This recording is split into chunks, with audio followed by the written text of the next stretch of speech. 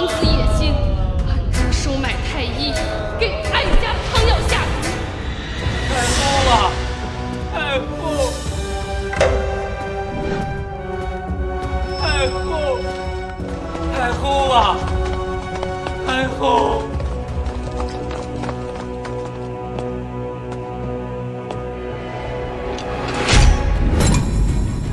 太后，当初你和皇兄看不上我，皇兄临死前宁愿立你们那个纨绔儿子为皇帝，不愿传位给我。既然这样，那你就安心的去陪皇兄吧。不过幸好我儿已成为皇帝，日后定会为哀家报仇。你们那个脓包小皇帝，整日沉迷女色，不务朝政，就算我不出手，他自己都会被众大臣罢黜。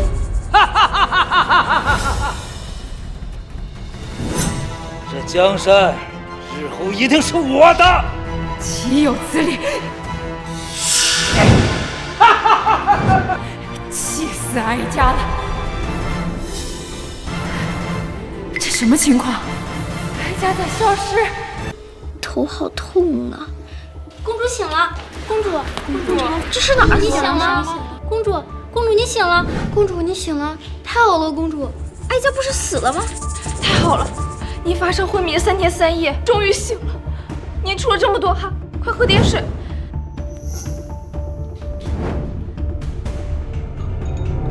放肆！竟敢给哀家喝这种洗茶壶的水！哀家的身体为何变成这样了？公主饶命！这已经是内务府这几日送来最好的茶叶了。他为何叫哀家公主？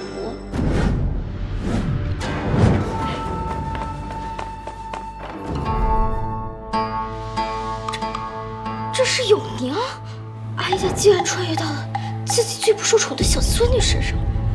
公主不会是发高烧烫坏脑袋了吧？既然是这样，那我得尽快告诉小皇帝成王谋反的事情。皇帝呢？回公主，皇上现在正在储秀宫内选妃呢。好你个小皇帝，哀家头七未过，你就大肆选妃是吧？走，去储秀宫。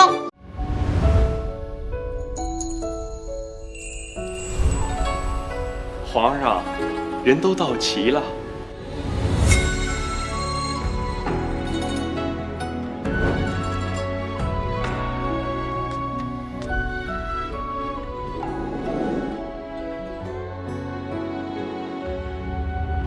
都不白来，都不白来啊！我看，要么就都留下，好为我大宁开枝散叶。是。谢皇上隆恩。禀皇上，永宁公主求见。让她进来吧。是。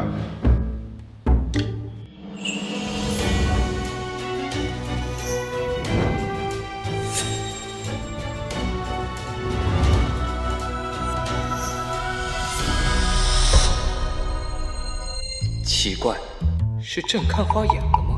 这永宁的神情怎么那么像母后？永宁，祭见父皇，为何不行礼啊？这小兔崽子，还让你母后跪你！回皇上，本公主怕这礼你受不起。哦。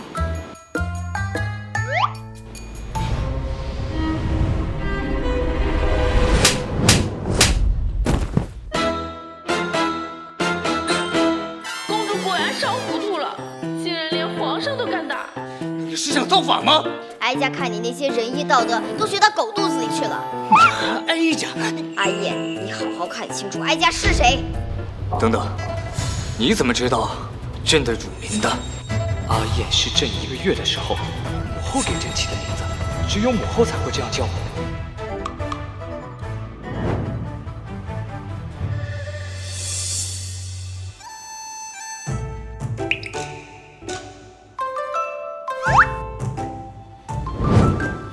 母后，可您不是死了吗？怎么，哀家没死，你好像很不高兴啊？如今哀家死后头七未过，你就来大肆选妃，当真是极为孝顺啊！哪有？母后，儿子真的太想你了，我真害怕，一辈子都见不到你了。哀家养的孩子，哀家自己知道。虽然他确实玩累了人，但终归心地善良，绝不可能是如此不孝之人。到底怎么回事？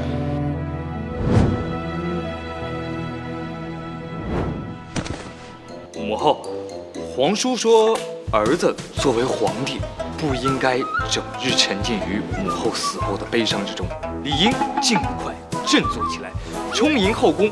如果为大明开枝散叶，那么也好告慰母后和父皇的在天之灵。果然又是他！儿子，你可知，正是成王害死了我和你父皇。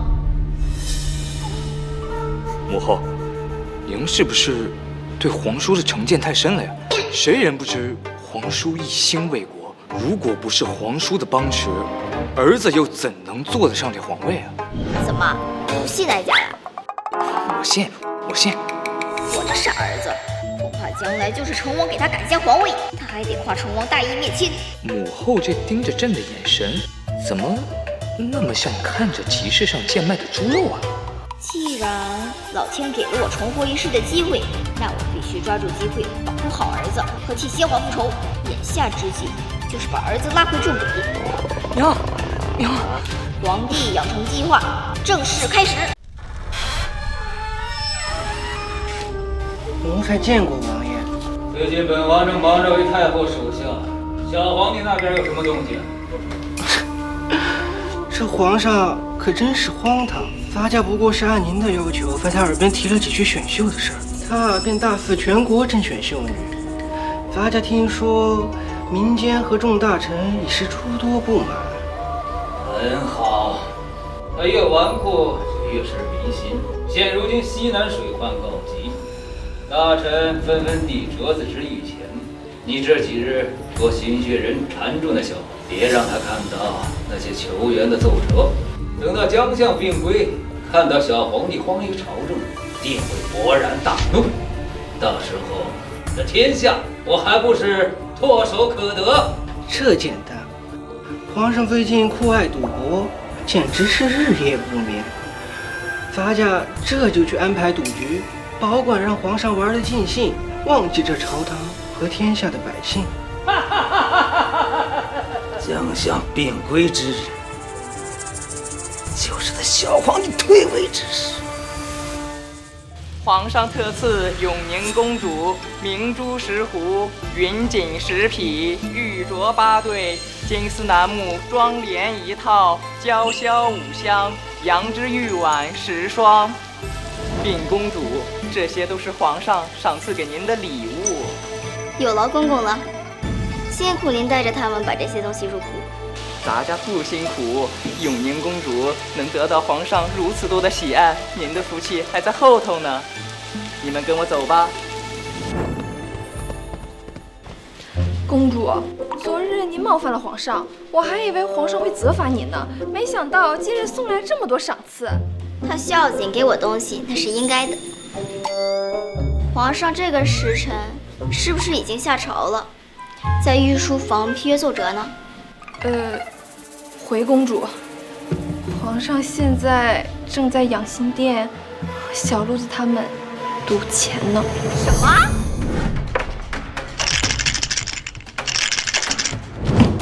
小，朕这把还是压大，这把肯定还是朕赢。皇上，您都连着赢3把了，奴才们的家底儿都快输光了。皇上您真是真龙天子，连老天都让您赢钱呢。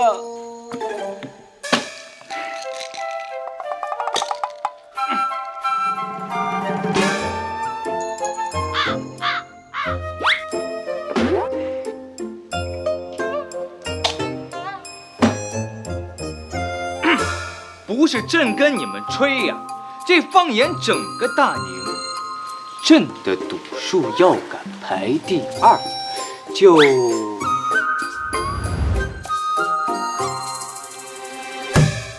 就无人敢称第一。是，来，咱们继续。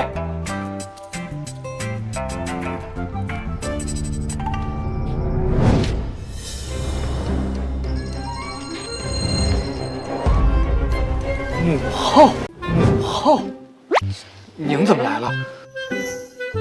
你们在玩骰子吗？我能加入吗？正好可以借着这个机会啊，帮儿子戒掉毒瘾。难道您也会玩骰子？哀家年轻时可是大宁城有名的才女，除了要精通史书国策，当然还有这些玩乐之物。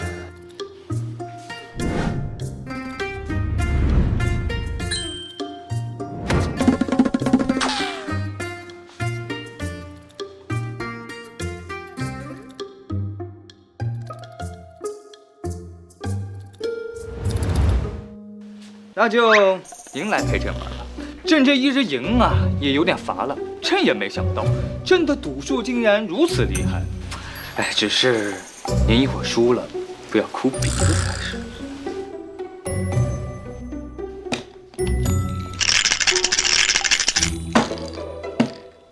这把朕还是压大，您跟着朕压，一定能挣得盆满钵满。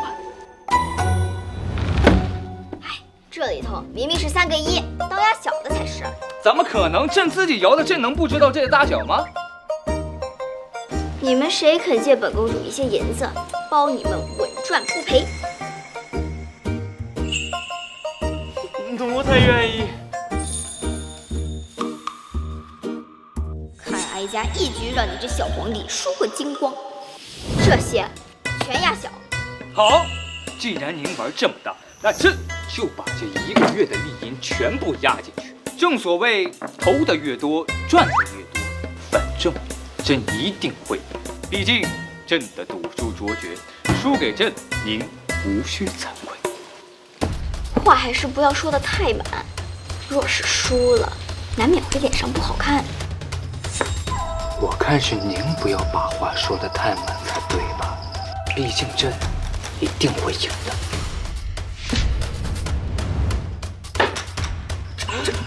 真的是小。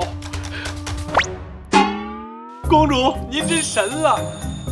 一定是您歪打误撞才赢的这局的，敢不敢再来一局？好啊，既然你不服输，那我们就各执一中，再来一局。若是我输了，就将这些银子全部都归还给你们；若是父皇输了，从此以后不准再赌钱，而且要把这个月积压的奏折全部都批完。父皇怎么犹豫了？是不敢了吗？好，朕答应你。拿钟来。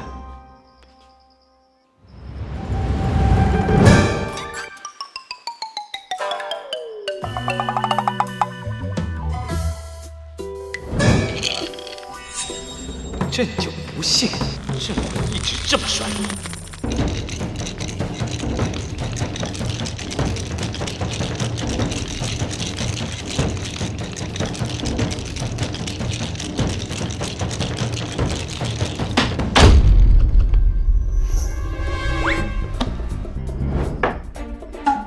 666，皇上摇出了3个6。这公主你还比什么呀？永宁公主啊，还是年纪太小，普天之下没见过女儿能赢过爹的。哇哦，您别比了，朕已经绝杀。我看啊，您还是把朕的银子还给朕，让朕和他们继续玩吧。毕竟这奏折这么多字，朕看都不想看。皇上，你先别急呀，你都还没看到我这个钟的结果，如何判断自己的输赢？无论你摇出什么结果，都必输无疑。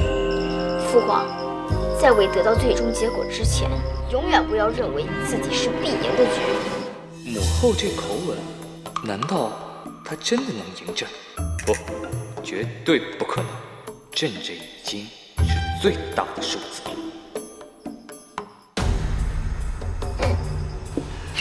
公主这么自信，还以为有什么转机呢，原来啊是俺想多了。我看您还是回宫休息去吧。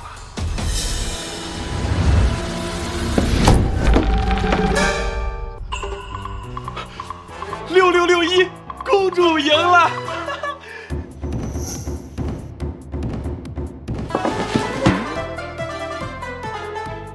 怎么可能呢？这怎么可能呢？皇上乃一国之君，国事繁重，若是有人再带他出去玩乐，本公主绝对饶不了你。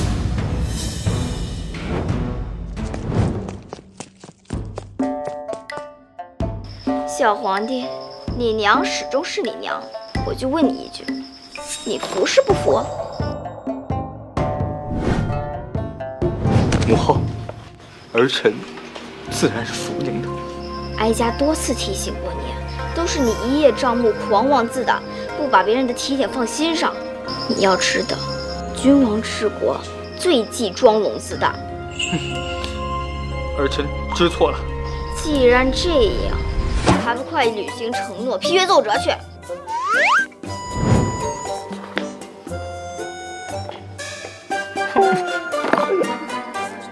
怎么样，小皇帝是不是还在和那些小太监玩骰子，玩得废寝忘食啊？回王爷，现在皇上正在养心殿批阅奏折呢。什么？奴才办事不力，还请王爷责罚。到底怎么回事？是那永宁公主赢了皇上，皇上这才不得不履行赌约，认真批阅奏折。什么？休可生性顽劣！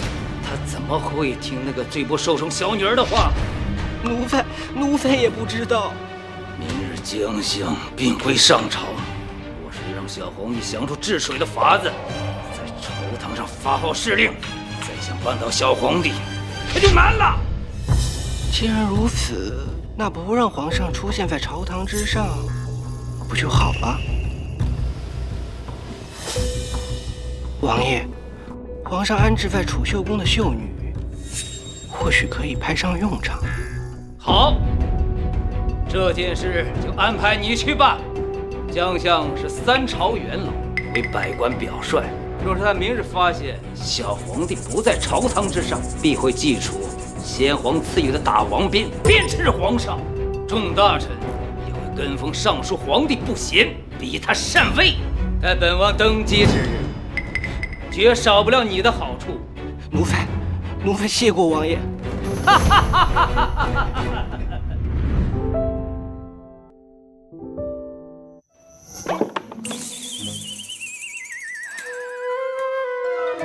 这忙活了一晚上，就剩这么几本奏折了，明日再批，应该也不迟吧？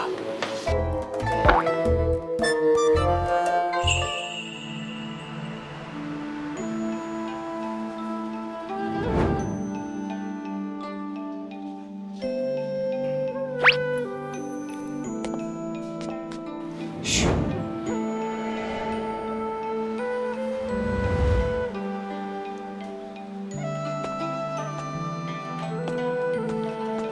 皇上，您忙活了一夜，想必是累极了。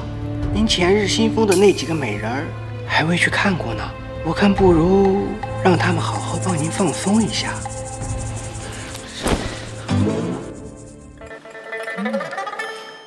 摆驾，储秀宫。是。美人，别跑啊，美人！来呀，皇上！我最身后的皇上，快招我呀！我跟你说，别让朕抓到你们，不然有你们好受的。皇上，我在你身后呢，我在这儿呢。皇上，该上朝了。朝堂之上有皇叔在，我一日不去没什么的。今日别再来打搅我。奴才明白。美人，咱们继续。什么？今日皇上没去上朝？是啊，公主。如今西南水患，王爷、将相和一众大臣正在紫宸殿等着皇上做决策呢。将相可是出了名的刚正不阿，而且他手里大王鞭更是能上打昏君，下打奸臣。若是儿子真惹恼了将相，再加上成王在背后撺掇，儿子的皇位恐怕难保啊！走，我们去找皇上。荒唐！水患猖獗，灾民到处流离失所，地方官员层层向上递种折到御前，却至今没有得到处理。朝廷每年给你们发那么多银子，是让你们吃土饷的。相爷，您也不能怪我等啊。自从你因病休养后，皇上没了您的监督，就再也没来上过朝。什么？王爷，你身为皇上的皇叔，又被先皇赐予监国之权，你为何不直接向皇上禀报？您这可是冤枉我了。我得知此事后，就第一时间来告诉皇上，可是他也根本不把我这个皇叔放在眼中啊。相爷，恕臣说句大不敬的话，这皇上啊，别说是成王殿下了，就是太后在世，恐怕也管不住他呀。这话怎么说？太后故去，头七未过，咱们这个皇帝陛下竟大肆举办选秀，说要充盈后宫。臣苦心相劝，嘴皮子都磨破了，可是这皇上也不听臣的啊！放肆！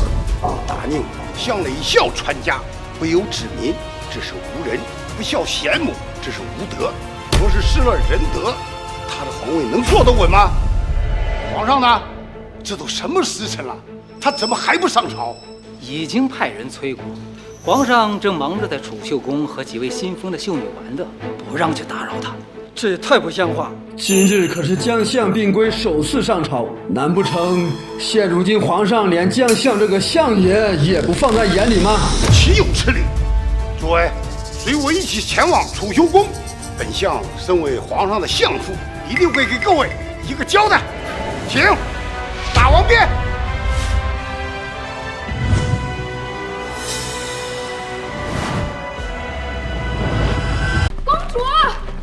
你慢点跑，等等，奴婢呀！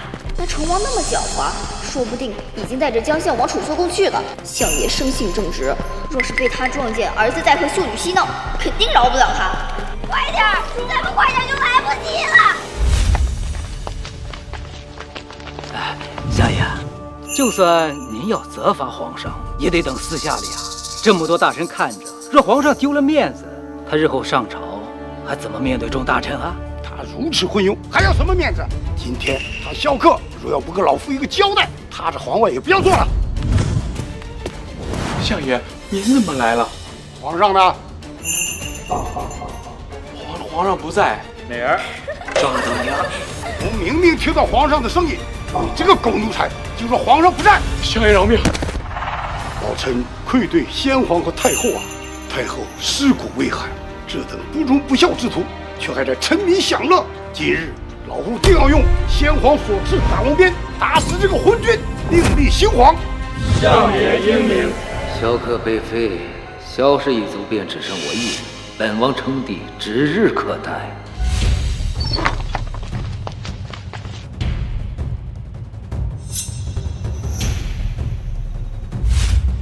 小美儿，终于抓到你了。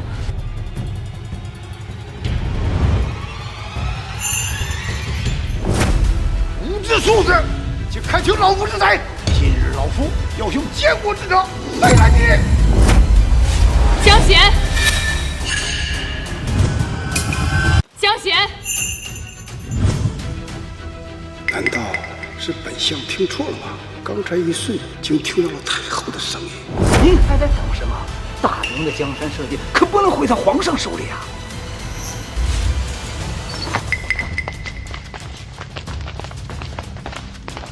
永宁见过丞相，见过成王殿下和各位大人。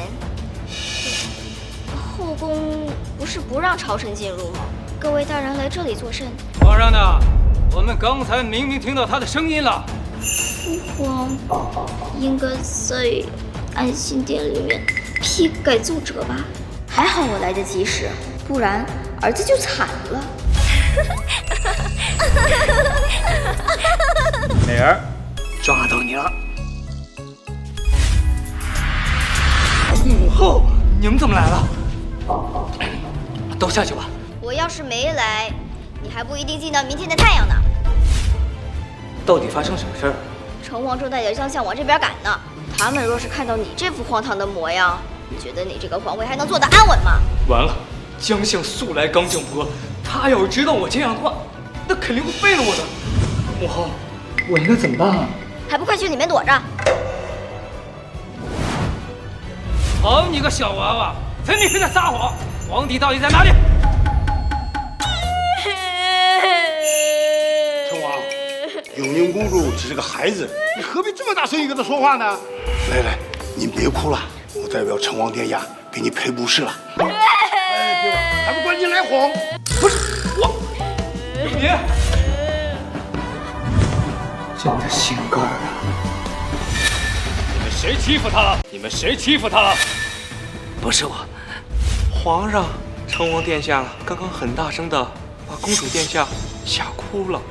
你这个奴才！皇叔，就算您平时对我有再多意见，尽管跟我开口便是，何必为难我的女儿呢？啊，不是，我听臣解释。公主，是臣不对，臣不该这么大声对你说话。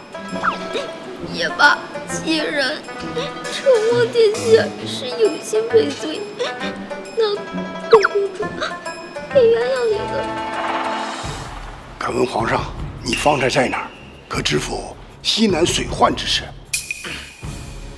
朕自然是在这养心殿批阅奏折，至于这水患之事，朕自然是知道的。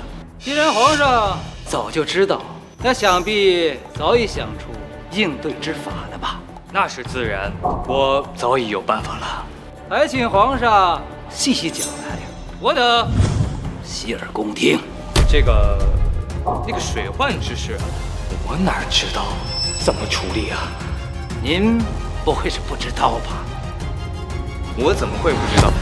父王，你不是告诉过我解决方式吗？怎么自己倒忘了？回各位大人，处理水患，首先要做的就是修建沟渠，然后再引西南之水入以南汉地，而且父王还特许从国库拨3000两重建西南。对，就是这样，朕就是这么告诉永陵的。皇上英明。这真是皇上您想出来的办法？这当然是我父皇想出来的方法。成王殿下，你从一进门开始就一直在问我父王在哪里，而且现在还出言质疑我父皇。这不知道的还以为殿下您有心为之，想要对父王不利呢。主慎言。皇上，臣绝对没有这个意思。皇叔不必惊慌，朕自然是相信皇叔的。既然如此，臣等告退。臣等告退。母后，我错了，我错了。错在哪儿？错在我没有听您的，没有好好的去批奏折，所以才不知这水患之事。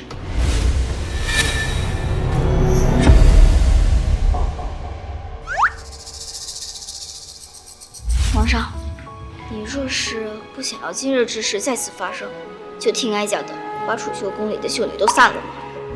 那不行，没了这储秀宫，朕可怎么活啊？若不是你沉迷女色，那相爷和成王又怎会抓住你的把柄？那也不行。那哀家就去找太监宫女聊一下皇上的少时趣事。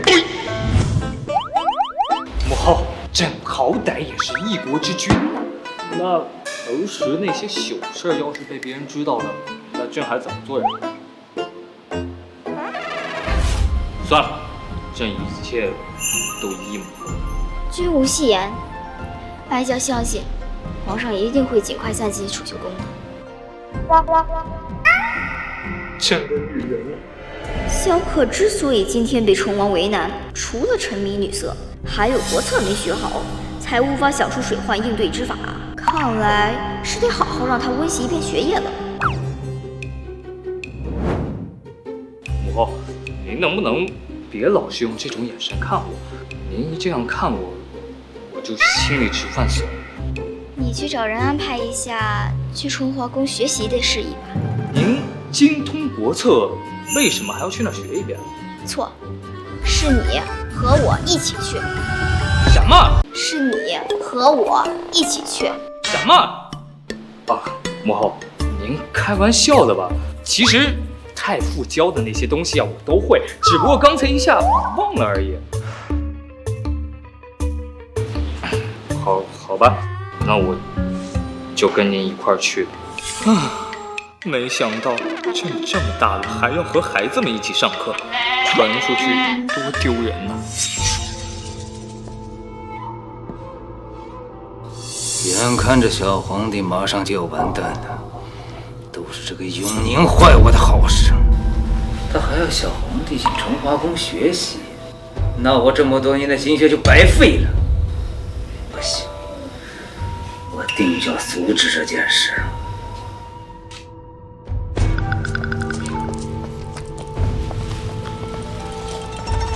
舅舅，不是说您带着江相去宫里找皇上了吗？我带着江贤。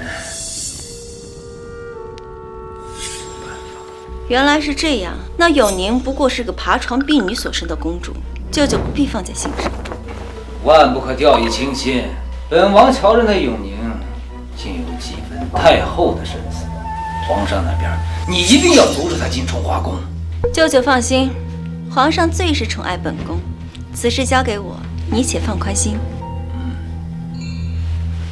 你们稍等，我去几句。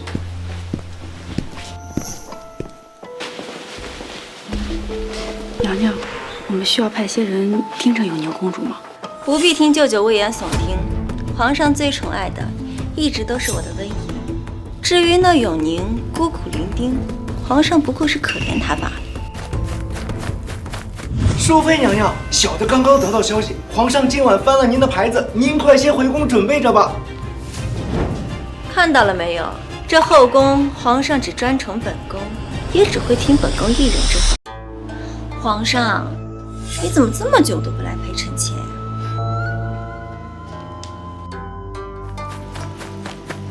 皇上，今天是去崇华宫的日子，永宁公主已经在门口候着了。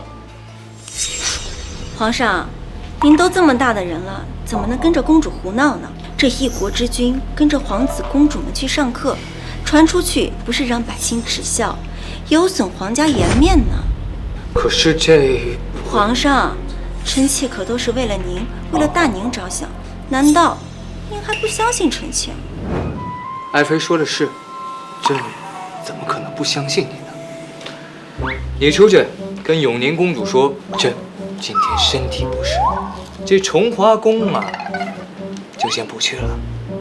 是。我就知道皇上肯定会听我的，留下来。什么？他不去了？这淑妃是成王的外甥女，说不定此事就是成王授意，为了不让小皇帝去崇华宫学习。啊，你再进去告诉他，就说我在外边等太久，晕倒了。是，公主殿下。皇上，永宁公主在外等候您许久，竟一时身体虚弱，晕过去了。什么？公主在哪儿？快请御医！皇上，您这几天忙于政务，都没有好好陪过臣妾。反正那永宁不过是一介宫婢之女而已，反正你也不喜欢她，她死了就死了呗。放肆！朕再不喜欢永宁，那也是朕的亲生骨肉，哪里轮得到你一个妃子，再次对她如此恶毒的诅咒？皇上息怒，臣妾知错。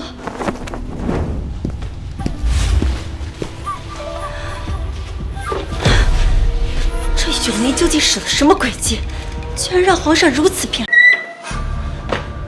御医呢？这小路子这么久了，还没把人找来吗？不用了，哀家好得很。母后，您不是晕倒了吗？有你这样一个儿子，哀家的确是该气得晕倒。你下来点。还不快跟哀家去崇华宫！哎呦，疼！疼！母后，慢点。哎呦，母后，您别拉朕，朕自己走就是了。走。见过父皇，见过父皇，见过父皇。微臣见过皇上。我这段时间挺用心教皇子公主的，应该没有犯错呀。皇上怎么突然过来了？父不必多礼，今日皇上他也是来学习的。那大家请坐吧，咱们开始上课。今天讲的是《诗经》。关关雎鸠，在河之洲。窈窕淑女，君子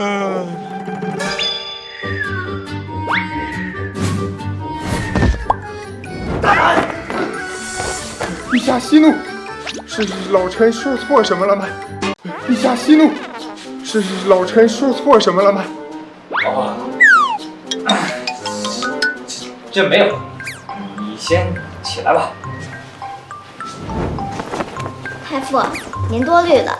其实皇上只是觉得你讲的实在太好了，所以想要自告奋勇，想让你考考他。母后，您真是我亲母后啊！这原来是这样，皇上满腹经纶，还这么谦虚，真的是让老夫刮目相看呀。相考论不上，老夫正好有一些事情想要请教皇上，还请皇上指教。太傅请讲。如果发生饥荒，国库存粮稀缺，是先开仓放粮，还是督农劝桑？这个问题问得好啊。这个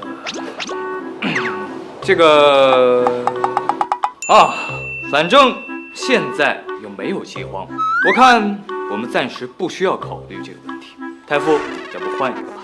哎，陛下怎能这样说？太后故去之前曾讲过，未雨绸缪，方为治国之策。太傅，皇上把大宁治理得很好，所以没考虑到此问题也是情理之中。要不让八皇子来回答吧。回太傅，如果城内真的闹饥荒，应该以救济为主，先开仓放粮，稳住民心，再奔令劝农，方解此局。八皇子说的对呀，治国如同治水，稳定民心最为重要。父皇，看来八皇子哥哥比你还厉害一些。朕身为一国皇帝，学识竟还不如6岁的儿子，难道真像母后说的，朕是个无能的纨绔君王？明明我才是父皇最宠爱的公主，凭什么有您一个下贱宫女生的女儿，也配得到父皇的宠爱？我一定要向父皇证明，我才是最厉害的公主。幼娘，你怎么能这么没有尊卑？幼娘，你怎么能这么没有尊卑？胆敢指责父皇胸无点墨！虽然知道温宜是维护朕，但这话听得朕莫名心虚啊。哎，本公主跟你说话呢，你是聋了吗？这温宜平时在哀家面前素来乖巧，怎得今天这般无理取闹？那你想怎么样？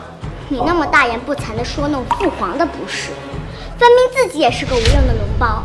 我们让太傅再出一次题，你敢不敢与本公主比学识？温宜妹妹不仅是父皇最疼爱的女儿，更是太傅最得意的学生。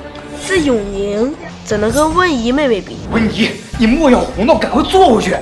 这大宁谁不知母后当年第一才女的名气？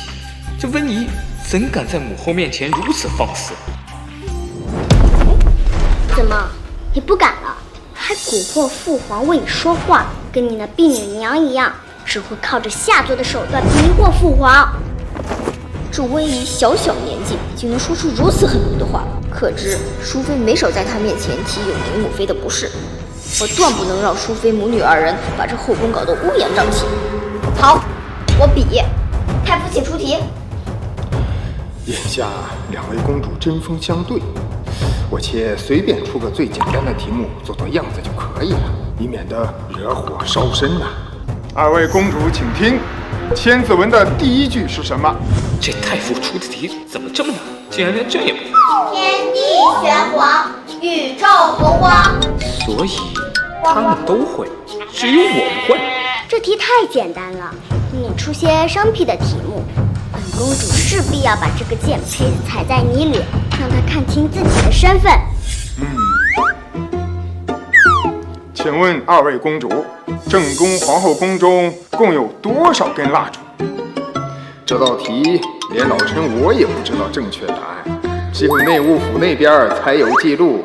这下你们回答不出来了，我就按平局给你们定。本公主母妃只是飞问，我哪知道皇后要用多少蜡烛？这太傅分明就是在胡乱出题。母后虽然是先皇后，但这等琐事她肯定未放在心上，如此两人打个平手，刚好。既然两个人都答不出，我看啊，不如就算了。这道题实在是太简单了，一共是476个蜡烛，对不对？这个我也不知道啊。完了，谁知道这永宁公主真敢乱回答呀？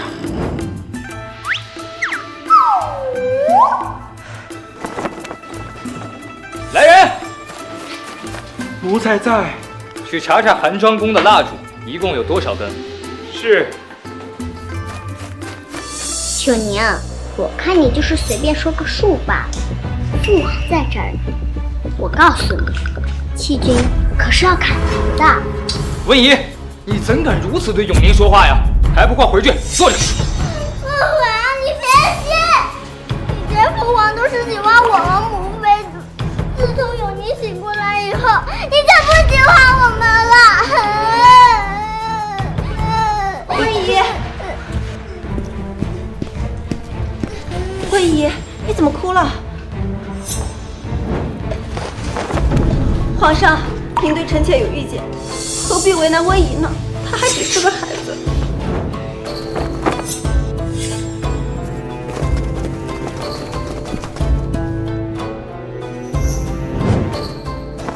爱妃，我怎么会怪罪温宜呢？这只是两个小孩之间正常的比试罢了。有什么可比的？这个孩子哪比得上我温宜一根手指头？这样恶毒的口吻，真的是从前在哀家面前那个贤良淑德的淑妃吗？禀皇上，奴才刚刚去内务府查了一下，寒章宫的蜡烛的确是476根，永宁公主说的没错，刚好对上。果然是朕的母后，竟然连这等瑕事都记得一清二楚。不可能，绝对不可能，他只是随便说个数罢了。奴才又不是瞎子，怎么会连数字都认不得？你个野种，也配和本公主比？温宜，温宜，你给我松开！给我松开！松开！你！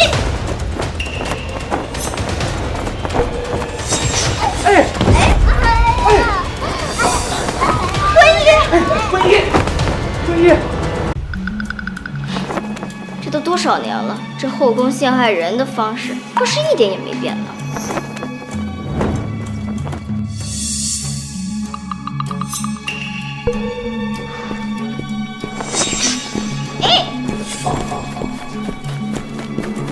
不是，看他的眼神什么意思？还真当哀家会推自己的小孙女啊？我可算是知道他为什么斗不过成王了，这不纯纯缺心眼儿吗？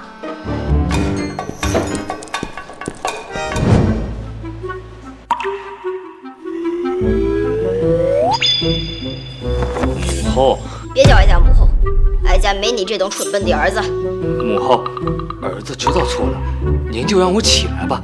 我知道您没推温宜，但方才好歹是在外面，我理应护着自己的妃子和女儿啊。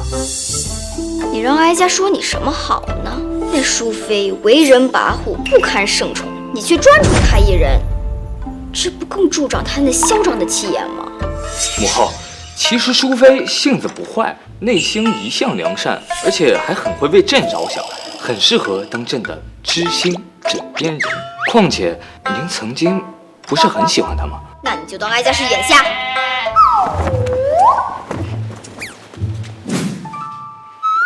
母后，这俗话说得好，母子之间哪有隔夜仇啊？哎呀，您就原谅我吧，我就什么都听您的便是。哦，是吗？那行，哀家给你半个月时间，将国策融会贯通。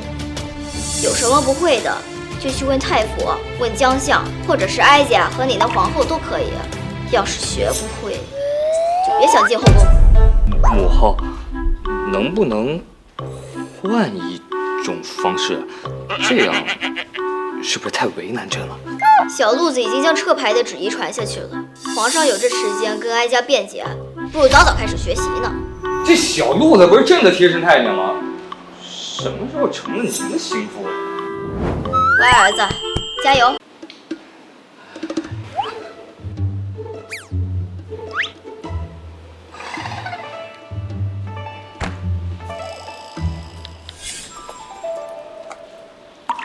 皇上，听说你好几日未出养心殿了，臣妾特意为你准备了参汤。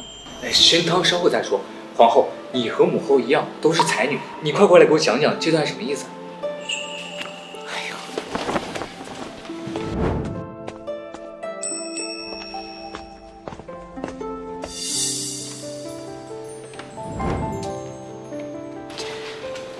这段的意思是，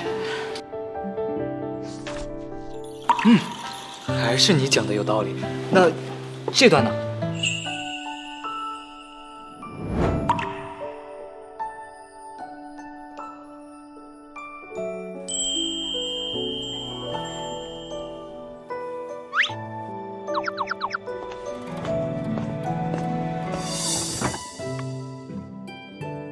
皇上呀，好久没放皇后娘娘的牌子了。现在呀，咱们看他们如此恩爱，咱们做奴才的也安心了些。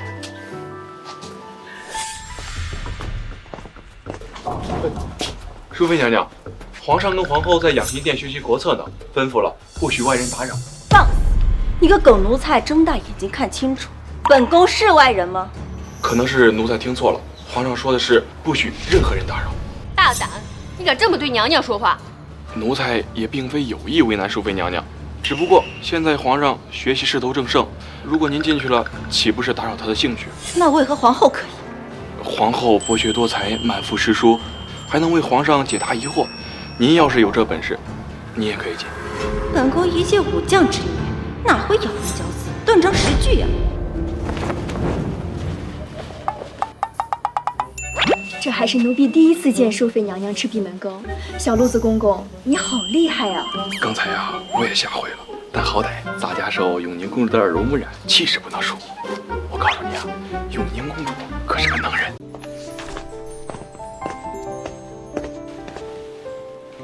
公主，小路子来报说，皇上这几日都在养心殿内读书，后宫都没有去过，倒是皇后经常过去送参汤。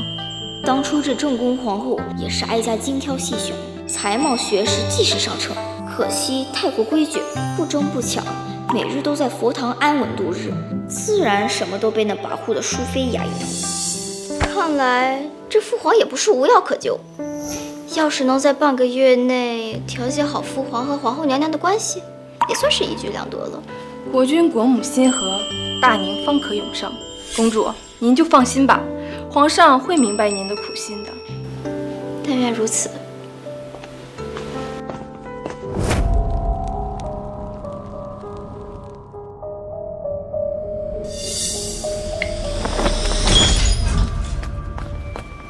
永宁缠着皇上也就罢了，皇后算什么东西？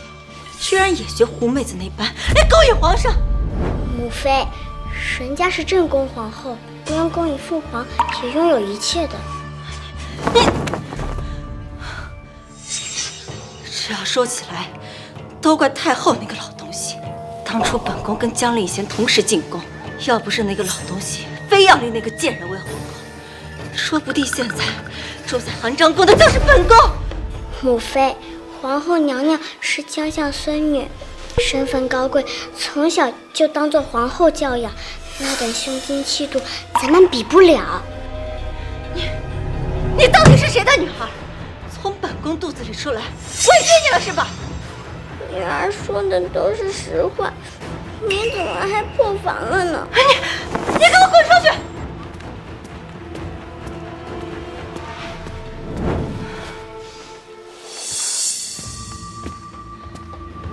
淑妃娘娘息怒，不过区区一个皇后而已，气坏了自己身体就不值了。舅舅有所不知，皇上自从去了崇华宫开始，就再也没有发过本宫的牌子。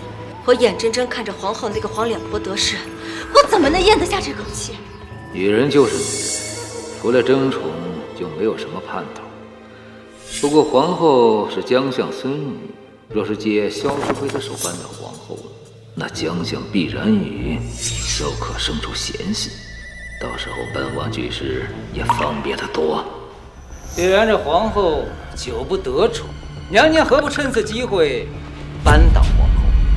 这皇后背后母家可是相府，皇上断不可能轻易废后。娘娘放心，只要您能让皇上与皇后离心，朝堂上自然有臣为您助力啊。如此，本宫在这儿就先谢个舅舅。我这外甥女还真是傻，被我利用了，还在得意呢。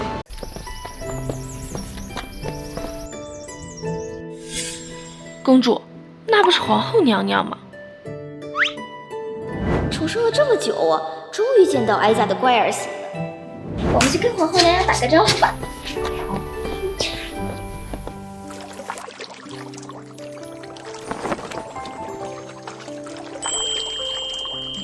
娘娘，奴婢真为您高兴。最近您的状态越来越好了，脸色也红润了许多。难道本宫之前状态不好吗？还说呢，您之前大门不出二门不迈的，就守着一方佛堂度日，任由淑妃爬到您的头上作威作福，皇上几乎都快忘了您。不过现在你们二人整日在一起，真是让人好生羡慕啊！他是大宁的皇上，并非我一个人的郎君。我既身为皇后，就不应该生出争宠之心。这皇后倒是有几分像当年的哀家，与其把希望寄托在皇帝身上，不如做好自己的本分，守好自己的1亩3分地。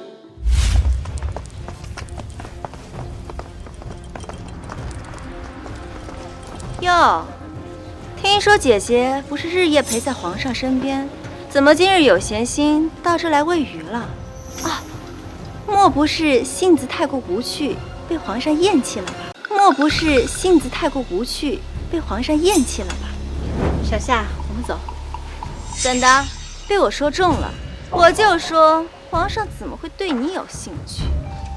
这某些人啊，就像这池子里面的鱼，皇上想起来了呢，就逗一逗；想不起来呀，就让他自生自灭了。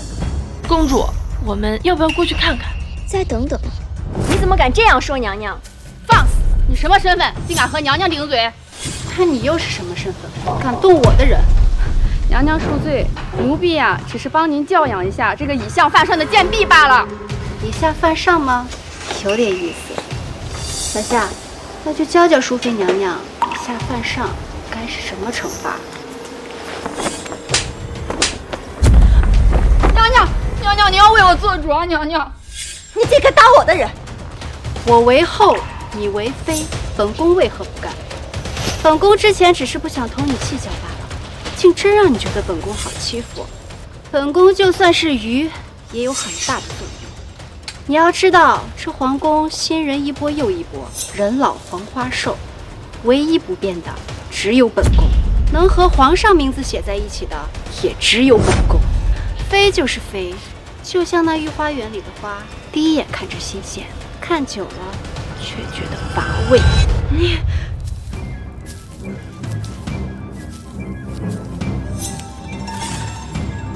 可是母妃，那水很凉的。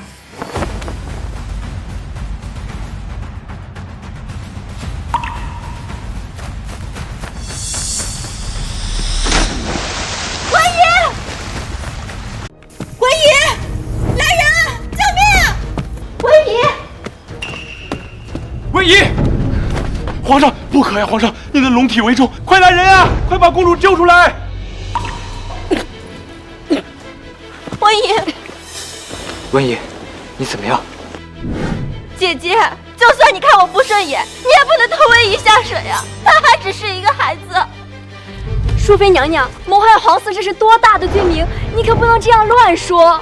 而且分明是温宜公主自己跳下去的，请皇上明鉴。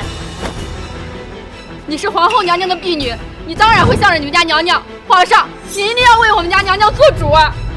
皇后娘娘近几日因为陪圣驾，很是得意，竟然跑到我们家娘娘面前炫耀，就连奴婢替我们娘娘还了几句嘴，竟被皇后娘娘的人打成这样，就连温宜公主也是被皇后娘娘推下水的。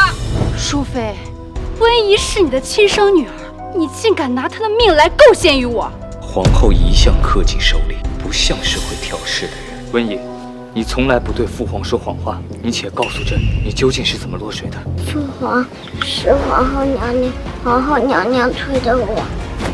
你这孩子怎么如此扯谎？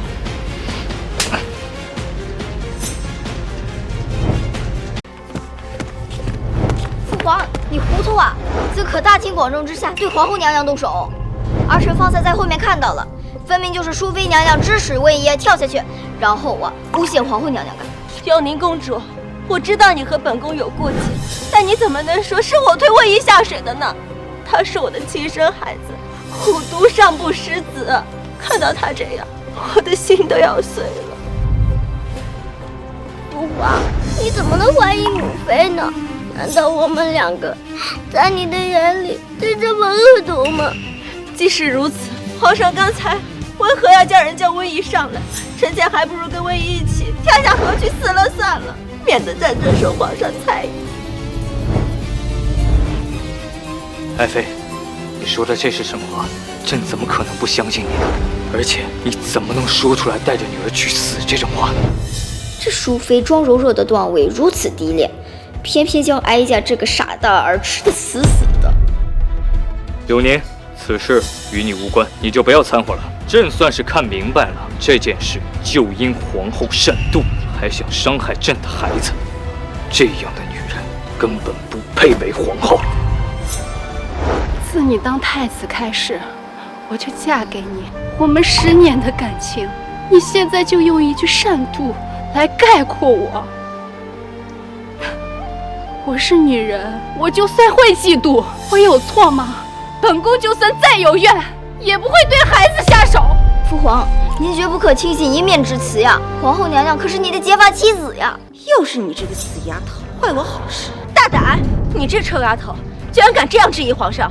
皇上，都是你平常对这死丫头太过纵容，才纵容她这般以下犯上。我看，不如就将永宁这丫头一并处理。放肆！放肆！朕之前就跟你说过，不许再对永宁说如此大逆不道的话。公主，本宫知道你是一片好心，你不必再为本宫求情，免得你父皇责怪于你。我与皇上相识于10年前，那个时候我们甜蜜又恩爱。可是自从他坐上皇位以后，一切都变了。他觉得本宫无趣，更加喜欢漂亮的淑妃娘娘。或许他早已忘了曾对祖父承诺会好好对我的那些誓言。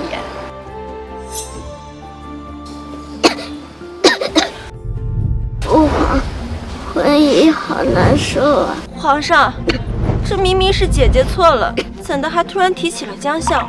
莫不是在威胁皇上吧？你莫要再拿江相来威胁朕，你德行有亏，谋害皇嗣。就算相爷今天当面与朕对峙，也不亏欠你们江家分毫。眼前克儿一心认定是哀家的乖儿媳推了温宜，淑妃定然是不会松口的。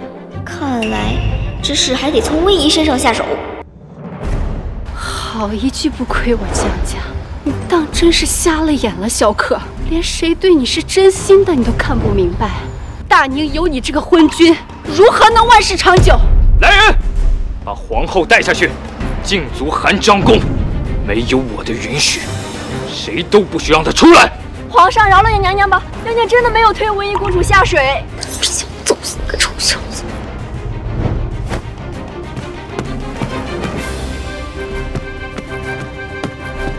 皇，儿臣刚才说错了，推我下水的不是皇后娘娘，是母。孽障！你在胡说什么？皇上恕罪，温宜她是胡说的。我没有胡说，就是母妃想要陷害皇后娘娘，所以才让我跳进水里。你给我闭嘴！放肆！朕还在这儿呢，你就敢这么对待文怡？可想平日里你对待她是什么模样？皇上，文怡是我的孩子，我怎么会推她下水呢？皇上，事到如今还在狡辩。来人，把淑妃带下去，禁足关雎宫1个月，宫内丽营减半，没有我的允许，谁也不许去看她。皇上，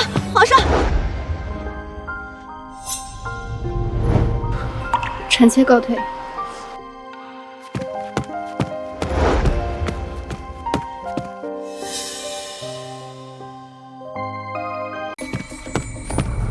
你到底是怎么回事？为什么要在皇上面前打本宫的脸啊？现在真正本宫就要扳倒皇后，你就得成为你父皇的嫡公主了。你知不知道我做的一切都是为了谁呀？你知不知道？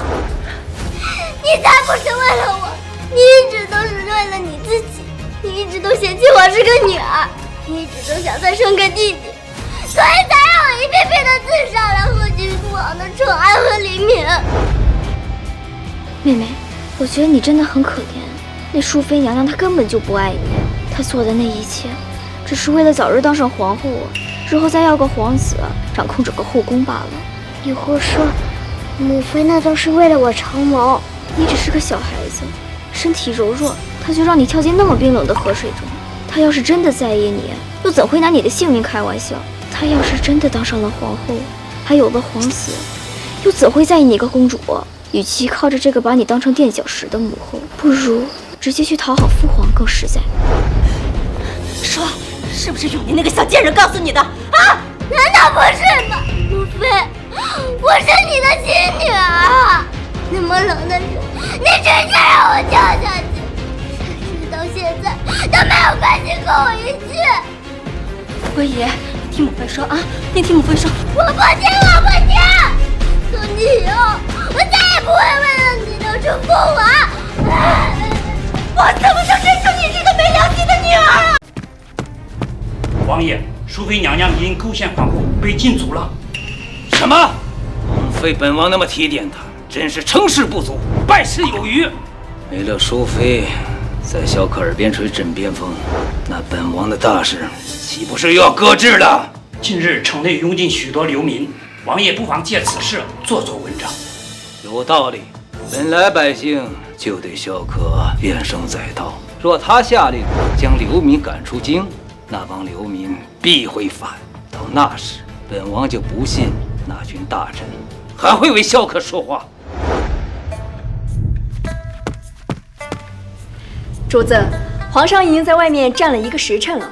外头天气炎热，你去把皇上请进来吧。娘娘，你糊涂啊！父皇昨日都那么对你了，一定要让他尝一番苦头才行。就让他在外头晒着。我这儿媳还真是心善，不忍皇上受一点苦，那就由我这当娘的来替乖儿媳出气。公主，本宫虽怨皇上，但他毕竟是一国之君，所以娘娘，你就听我的嘛，就当是给父皇一点小教训。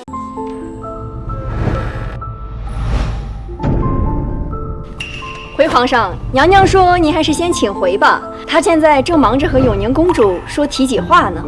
你进去告诉皇后，朕不急，等她什么时候有空了，朕再进去便是。哎呀，皇上啊，您可就别再惹皇后娘娘生气了。别人啊是面壁思过，咱们呀可要被太阳烤化了。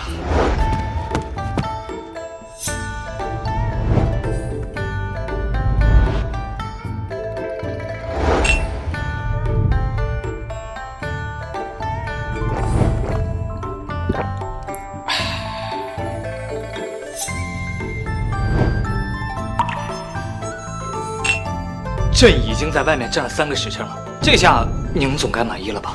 皇上为什么对永宁说话这么恭敬？本来就是你错怪了皇后娘娘，理应向她赔罪，怎么就连这点苦头也吃不了了？行，儿臣知道错了。皇上，您刚刚对公主自称什么？完了，这皇上不是真的被我气傻了吧？竟然开始自称为公主的儿子！不，肯定是我疯了。永宁分明是皇上的女儿。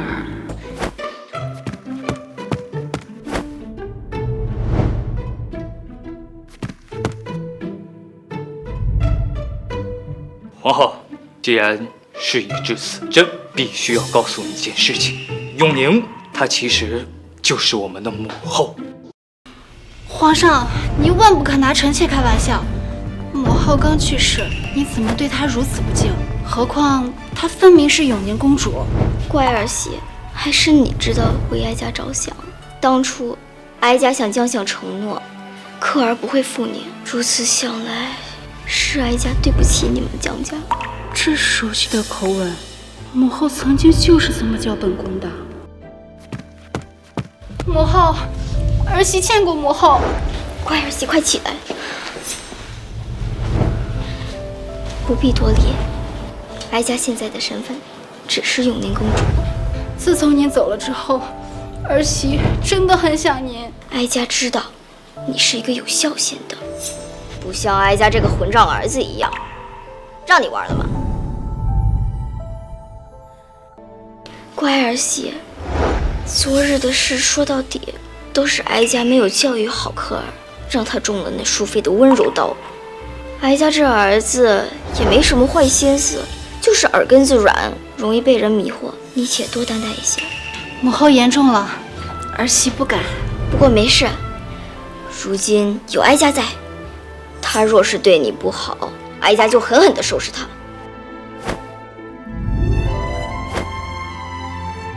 君后和睦，国则安定。哀家也希望你们两个以后能够珍惜彼此。儿臣受教。禀皇上，近来3位侍女，大量流民都涌入到了京城，已经严重影响到了百姓的生活，还请皇上圣裁。这小皇帝最没主见，等会儿他肯定会问我该如何解决这件事。我再趁机进言，让小皇帝将流民赶出去。民生艰苦，朕倍感痛心。皇叔，敢问您有什么高见？回皇上，那些流民虽可怜，但京城的百姓才是皇上的子民，把那些无知流民统统赶出去，免得寒了京都百姓的心。皇叔，你这话说得不对，天下是天下人的天下，本就没有什么流民之分，为他们搭造一个遮风避雨的简要住所，这样至少不会让他们流落街头。再开放粮仓、施粥建棚，等时机成熟了，给他们找个生计。皇上英明，皇上英明，皇上英明。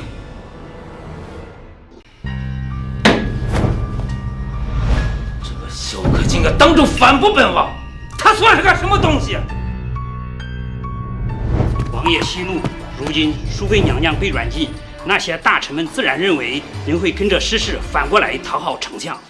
你说的不错，这个萧克仗着朝堂上有将相给他把关，翅膀是越来越硬了。若是让他得了民心，那还得了？王爷，既然小皇上想建棚施粥获得民心，那么咱们可以借此机会在州里下毒，皇上就洗不清这残害百姓之罪名了。有道理，他想仗着这点小小的恩惠安抚民心，那我就让他被万民唾骂。你找个信得过的心腹去办这件事，务必要万无一失。奴才遵命。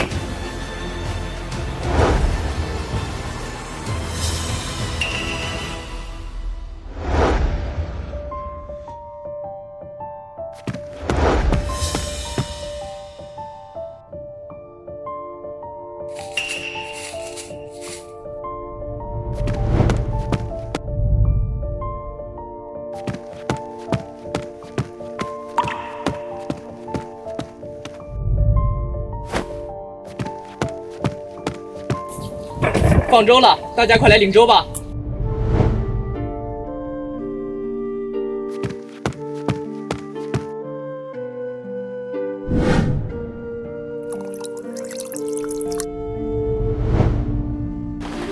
多亏了皇上让我们有栖身之所，不然我们现在还睡在大街上呢。我大娘有这样的皇帝，真是百姓之幸啊！母后，您尝尝这些，这是我专门让御膳房给您做的。可儿，你慢些，挨家嘴里都塞不下了。哎呀，母后，以前都是您操心儿子，现在有了这难得的机会，我自然得多孝顺孝顺您了。不过，你这次安置难民这些事情，你做得很好。母后，若不是您要求我去崇华宫学习，朕自然不会把此事办得如此漂亮。可儿真的有在越变越好，也不愿哀家重获这一次。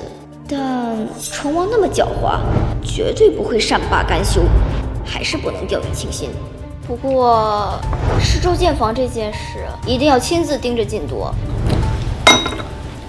儿子遵命。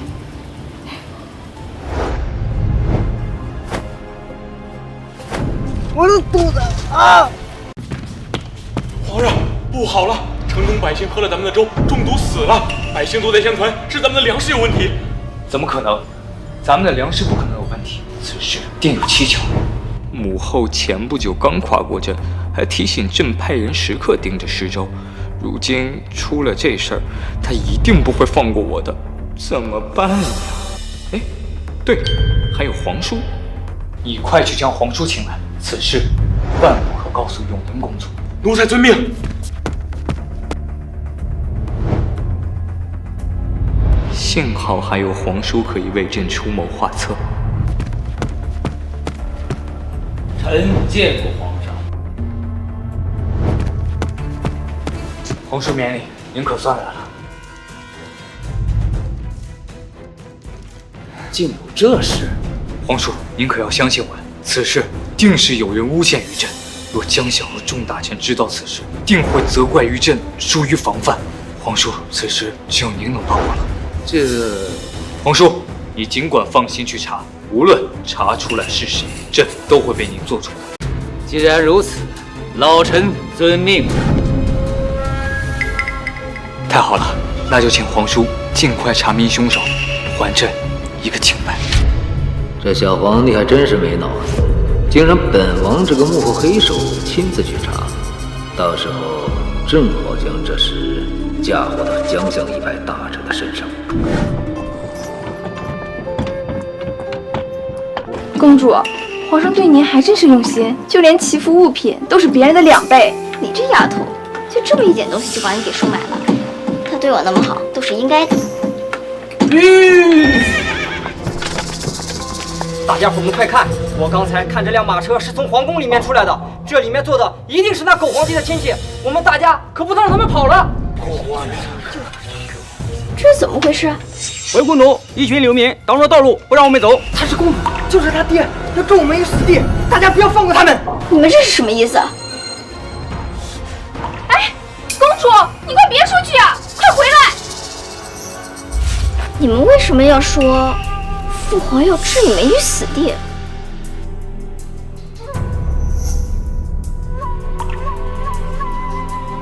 那你这个粮仓不是白开了吗？岂有此理！发生了这么大的事，宫内竟无一人告诉本公主。云香，帮我拿去喜服的东西都拿过来分给大家吧。是。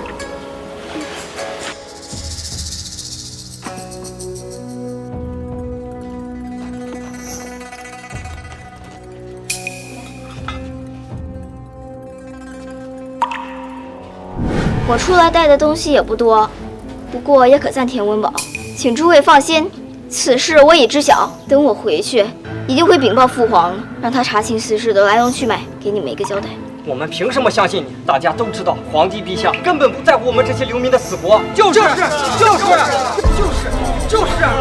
那只是父皇说到的小人的挑拨。况且，若是他真的不想接纳你们，又何必要费力打开粮仓来救济你们呢？我也只是一个7岁的小孩，也没有骗你们的道理，请你们一定要相信我。行，那我们再相信你一次。如果你帮不了我们，我们也不怕闹到皇城去。不去太庙了，掉头回宫。是。哀家该说你是蠢还是傻？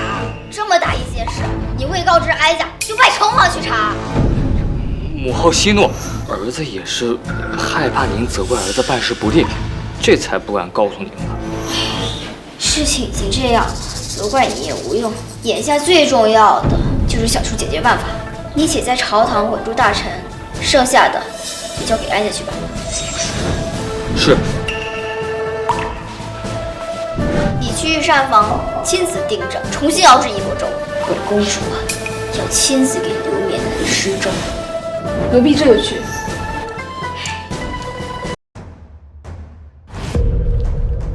皇上施粥了，大家快过来呀！这皇家的东西我们可吃不起，万一一个不注意吃死了人，我们去打深渊。就是，打着为我们好的旗号，其实就是不把我们这些蝼蚁的性命放在眼里。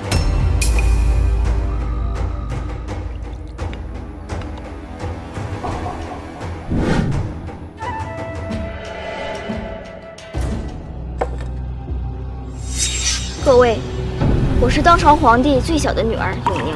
我知道你们害怕这粥有毒，但本公主如今也喝了这粥，却没事，足以证实此粥无毒。上次必定是奸人作祟呀，想要你们对皇上失望。皇上爱民如子，万万没有放弃一个子民的意思。如今这粥就在你们面前，难道你们还要活活饿死吗？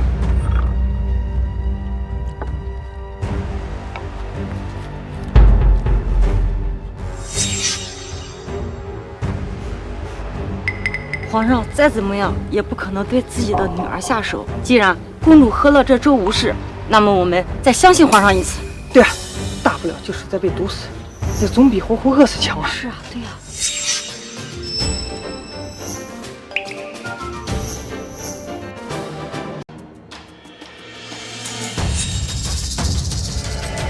公主，今日的粥都分完了，带来的水果也给大家都分下去了。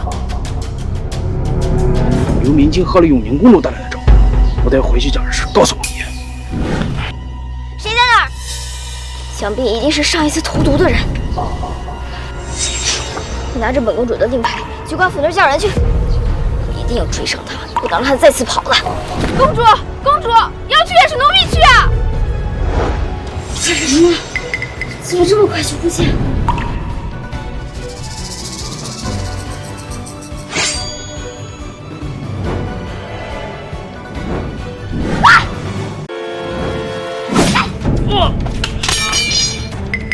果然是这小孩是有优势的。我警告你，你别乱动！你死娘！不听你，还要威胁老子？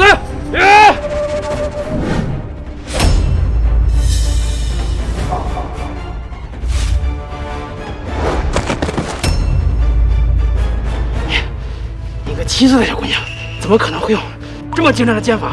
分明就是你太菜了。哀家年轻的时候也是学过武的，入宫后就很少展示了。现在看来还是有些底子的，只不过这副身体确实弱，不过用了一点力气，哀家就开始头晕了。公主，公主，你没事吧？来，把这人捆起来带走。是。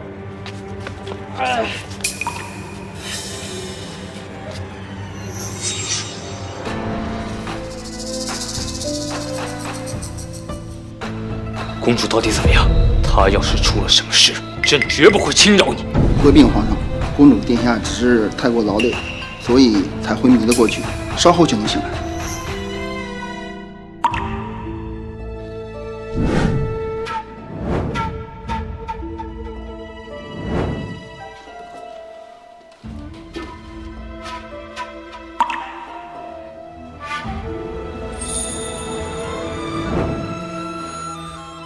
您醒了，是朕不好，朕就不该让你一个人出去。你要是出了什么事儿的话，朕可怎么办？父皇，我不是发烧晕过去了吗？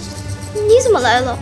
这语气，难道是有宁儿？你是宁儿，还是母后？当然是母后了。哎，没想到你会这么担心哀家，便起了心思想要逗逗你。母后，你没事就好，宁可吓死儿子。可儿放心，哀家没事，倒是那给周下毒的刺客，可有审过？皇后已经差人去审了，只不过这幕后黑手着实可恨，不仅给周礼下毒，还伤害于你。若是被我知道是谁人想要对你不利，我定不会轻饶那人。其实那人并没有伤到哀家，不过能借此机会让科尔看清成王的嘴脸，也是可以的。母后，您终于醒了，如此儿媳也能安心了。乖儿媳，哀家没事。那刺客可审出结果来了？快说，是谁人给朕的子民下毒，还要加害朕的母后？回皇上，那刺客说他所做的一切都是受成王之使。这怎么可能？怎么就不可能？你记不记得哀家刚穿过来跟你说了什么？儿子，你可知正是成王害死了我和你父皇？难道这一切都是成王所为？那当然了，你这榆木脑袋，非得让那老东西再害死你母后一次，你才敢相信是吧？不，我不会再让他伤害你了。没想到这一切都是他所为，枉费朕那么相信他。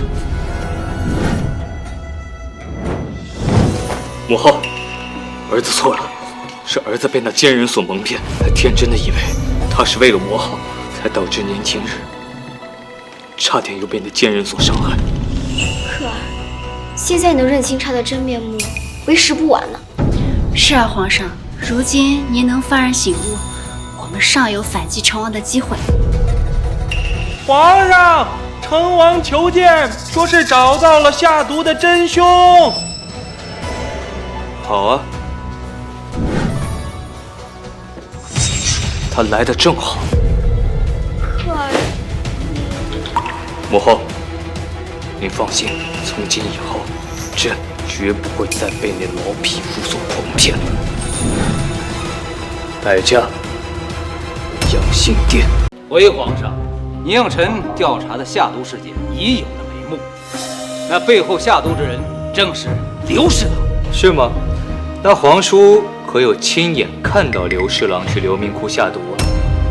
臣虽未亲眼看到刘侍郎下毒，但禁止他经常派人鬼鬼祟祟去到流民窟，此事定与他脱不了干系。皇叔说得对，说来也巧，永宁在施粥之时恰好碰见了那下毒之人。按照皇叔所说，那下毒之人理应是刘侍郎的手下，可在审讯之时，那人却说是皇叔的手下。竟有此事？请皇上明察，此番定是有人故意陷害奴臣。朕倒要看看你这副伪善的嘴脸还能维持多久。朕自然是相信皇叔的，所以朕就留了那下毒之人一命，让他当面与皇叔对质，以还皇叔清白。来人，将那下毒之人带上来。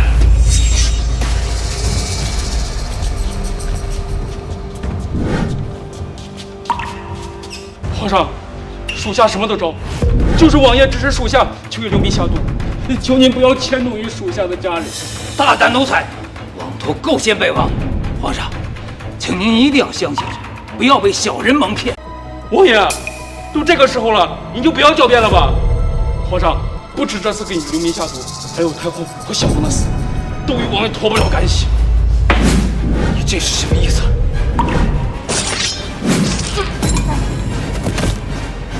成王，你放肆！皇上恕罪，此人满口胡言，妄图引发君臣嫌隙，臣不可视而不见，故而将此反贼当庭处死。皇上还站在这儿，一切应当皇上做主。你这么做，是不是不给皇上看在眼里？通过此言差矣，臣乃皇上皇叔，皇上轻信小人之言，臣理应拨乱反正。朕还要多谢皇叔了，皇叔尽心尽力为我大营，朕怎么可能怀疑皇叔呢？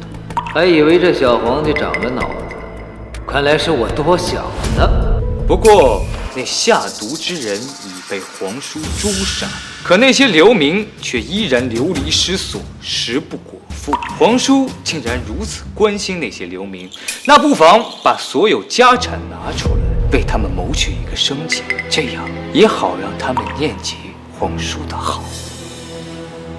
既然你想反，朕就架空你所有的家产，看你还怎么有反叛的资本。皇上，朕待万千流民先谢过皇叔之善举，皇叔大爱，朕有感殊动。原来如此，是咱家误会王爷了。王爷真是心系子民呐。安抚流民还有其他的方法，臣那点私产也不够啊。能帮一点是一点。小路子，明日你带着永宁公主去皇叔府上清点家产，皇叔怕不够，所以一定要清点清楚，千万不要苦了那些流民。奴才遵命。这个，还有那个，还有那几个，都搬走，一个值钱的都别少啊！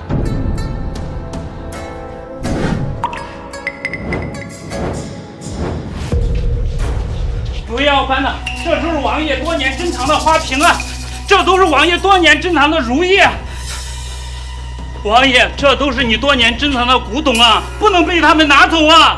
小鹿子，是不是府上所有值钱的都被我们搬走了？回公主，这府内大大小小啊都搜遍了，连地窖都搜了，一切值钱的东西啊都搬走了。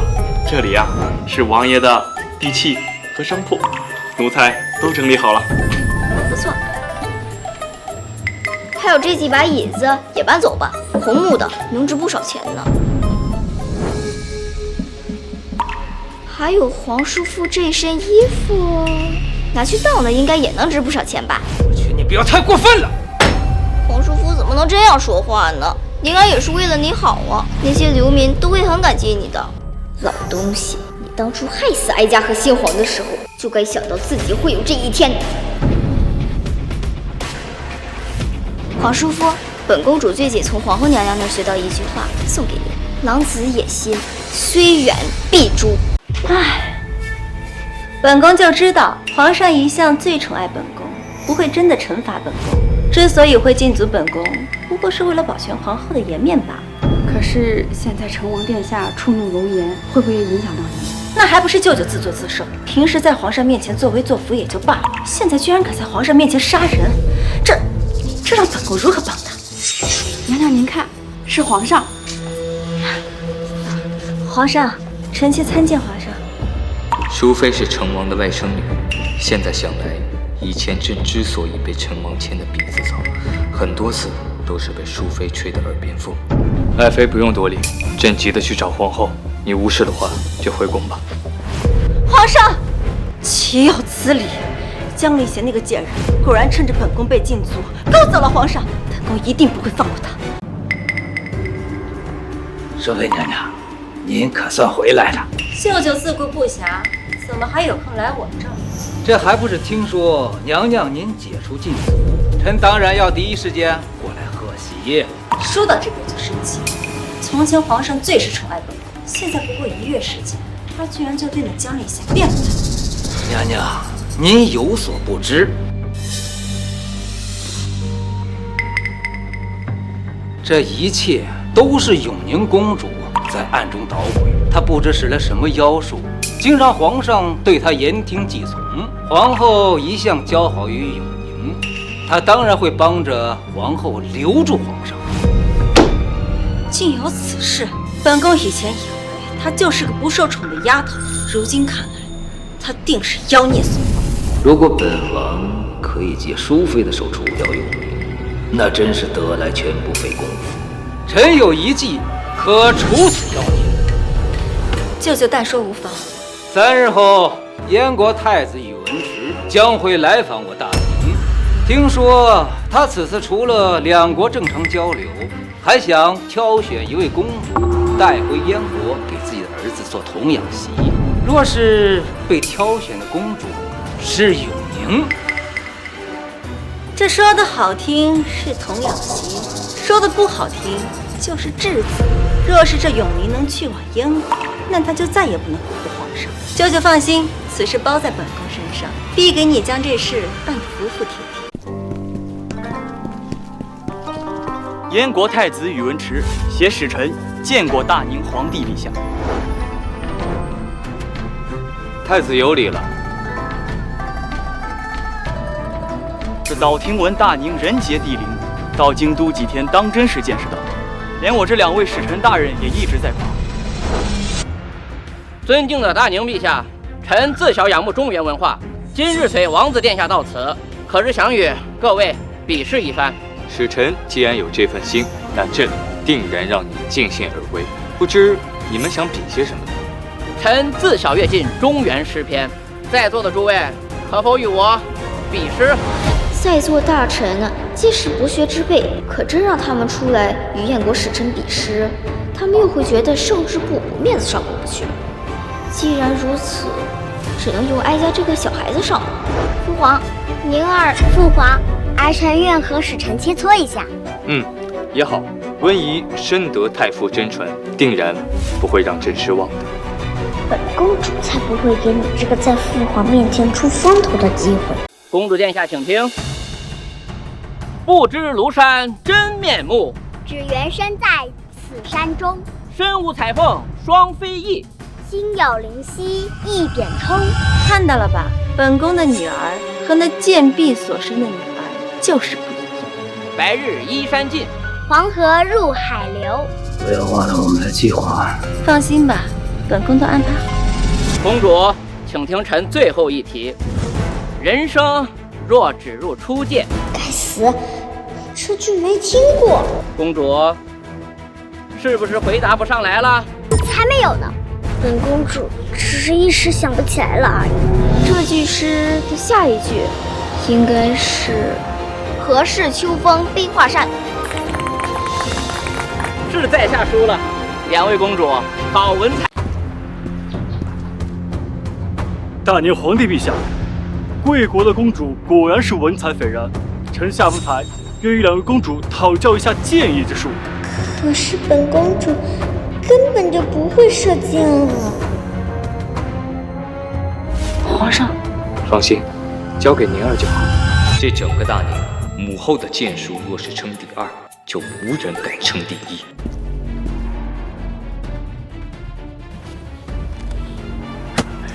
不愧是我大燕第1神箭手。公主，请。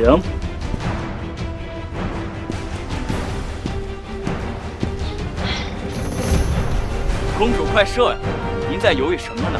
快放箭吧，公主！快射啊，公主！快射！快射呀，公主！快箭！温宜，还不退下！吓死老夫了！你，看来这大宁文才颇多，武术不行，不像我大燕子女从小就在马背上长大。温宜擅长才学，不善剑术。既然太子都这么说了，那朕就让这文武双全的永宁公主来向太子和使臣们展示一下。这么小的娃娃能有多厉害？大宁陛下莫要坑骗我的。儿臣已经很久都没拉过弓了。不过既然父皇都发话了，那就请父皇配合儿臣一下。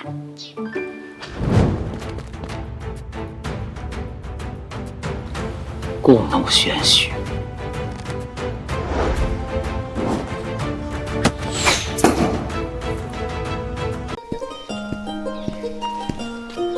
好精湛的剑艺！原来大宁的公主竟都这么厉害，臣下心服口服。当然，这可是朕无所不能的母后。这不可能！温宜，使臣面前休得无礼。真是一场酣畅淋漓的比拼。不瞒皇上，本王子这次前来不光是为了朝拜你，还有一件事情要麻烦你。王子但说无妨。终于要来了吗？奇怪，哀家怎么突然有一种不好的预感？臣下育有一子，生下来便被大师算为天命之子，还言说将来会娶一位天命之女。而如今到了这京都，看到2位公主，臣下就知道这趟京都是来对了，还请皇帝陛下准许，赐公主与我大燕。这其中竟还有这等原因！若说起天命之女，我朝永宁公主自是当仁不让。西南水患、流民之乱，都有永宁公主的重视。这老东西还真是哪儿都有他。眼见着克尔羽翼渐丰了，就想着要把哀家送出去。本宫倒是不知道，在您心里，永宁这么厉害。殿下，我等都很尊重大燕国，但我和妹妹都未及笄。这大宁国还是第一次遇到未及笄就成婚的先烈。臣下当然想到这一点，所以只是想着先将公主带回去，以公主之礼待之，这样公主也可以在大燕提前适应习俗。不可！皇上，臣妾知道您心疼永宁公主，但大燕物资丰饶，公主过去不会委屈她的，日后还能成为一国王妃，您就顺王子意吧。我原以为这是宇文池的阴谋，没想到成王和淑妃也是卯足了劲儿，想将哀家送出去。既然这样，哀家就陪你们好好玩一玩。淑妃娘娘说的是，臣下一定不会亏待公主。父皇，母妃，儿臣愿代替大宁去往燕。果然本公主是天命之女呢，日后还能当上大燕国的王妃呀，坐拥荣华富贵和辽阔疆土，这等好事也能轮到我，父王也真是为我着想。父皇，母妃，儿臣愿代替大宁去往燕国。惠仪，你在胡说什么？给我回来！这大宁的天命之女，只会是我，此等好事更不可能轮到永宁这个臭丫头。母妃，儿臣没有胡说，儿臣从小就敬仰大燕的习俗文化，如今有这等机会，儿臣求之不得呢。糊涂！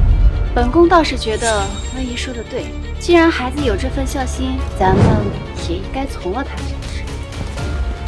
皇上，温宜她是胡说的，这燕国那么远，温宜从小在臣妾身边娇生惯养，她可受不了这个罪啊。淑妃娘娘，宁儿也很理解您心疼温宜妹妹的心，但您刚才都自己说了，在大燕国物质丰饶，过去不会受委屈，之后还能当上一国的王妃，也是多么好的事情呀！怎么到温宜妹妹你就不支持了？淑妃，你就顺了温宜的意吧。皇上，温宜，你当真是自愿要前往燕国？如果你不是自愿的，我可以回绝王子殿下。儿臣愿意。温宜，既然如此，朕就把温宜交给王子殿下。臣下定不会亏待温宜公主。舅舅，舅舅，舅舅，我求求你救救我的温宜吧，她还那么小啊，舅舅。他自己听了永宁那个小丫头的挑拨，上赶着去送人头，本王有什么办法？本王还没有怪你扰乱本王的计划呢。舅舅，舅舅，你去求皇上，你求皇上收回臣命吧，舅舅。别给本王听那个笑话，本王想起他就生气。您还是好自为之吧。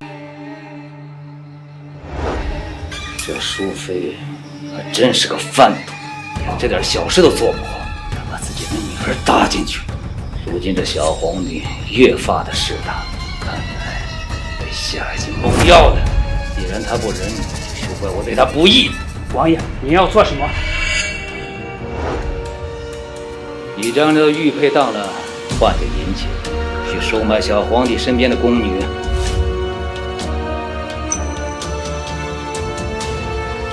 只要将这包鹤顶红下在萧葛长河的汤羹里，必死无疑。公主殿下，您怎么过来了？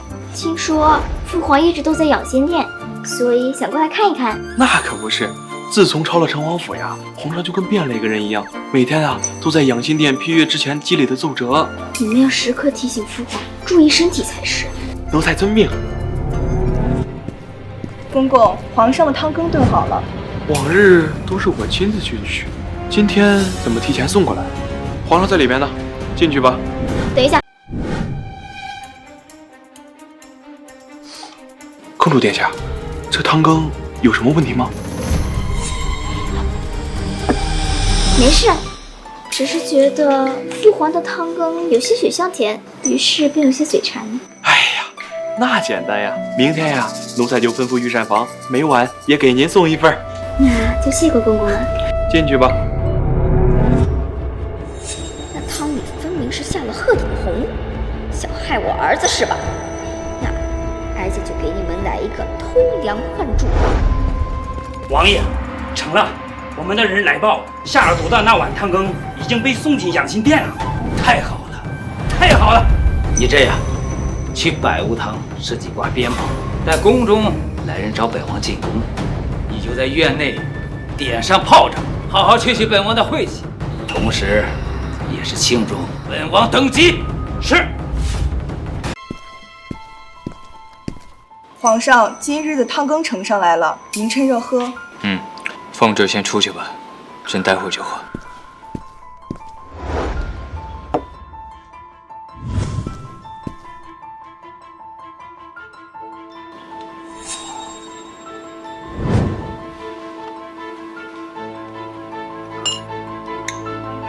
科尔，母后，您怎么来了？哀家听说你最近甚是用功，所以特地亲自下厨给你做了你最爱吃的馄饨。原来是这样，母后好久都没给儿子下过厨了。这样吧，咱们现在就去瑶光殿，朕已经等不及了。但这御膳房熬制的汤羹也不能白白浪费了呀。哀家听说淑妃最近呢，正为温宜的事感到伤心，要不我们把这汤羹送给去吧？母后言之有理，那儿子这就吩咐小路子把汤羹送过去。见过淑妃娘娘，今日奉皇上之命，特意来给娘娘送汤羹来了。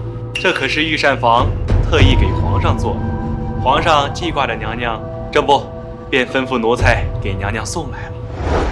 娘娘，看来皇上心里还是有您的。皇上真是这么说的，我就知道这皇上心里还是有本宫的。现在不过是在跟本宫置气罢了。过几天皇上肯定会把温宜接回来。娘娘，您趁热喝，奴才就先行告退。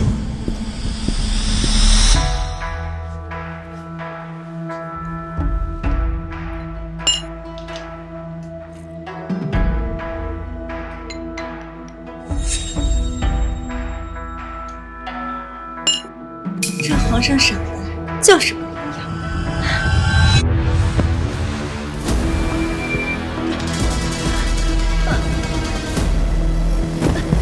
娘娘，娘娘，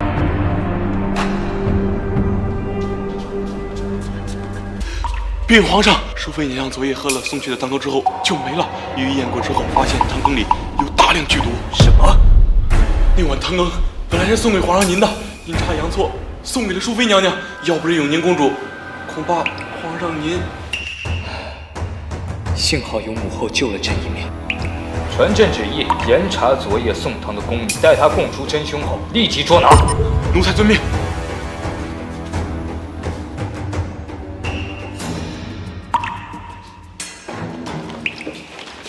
王爷，公公，您怎么亲自过来了？是不是宫内出了什么大事了？王爷，您还真是料事如神。既然如此，那就跟咱家去宫里走一趟吧。当然，去给那鞭炮点上，说不定本王这一进宫就不回来了。是。那就有劳公公头前带路了。哈哈哈，哈哈哈。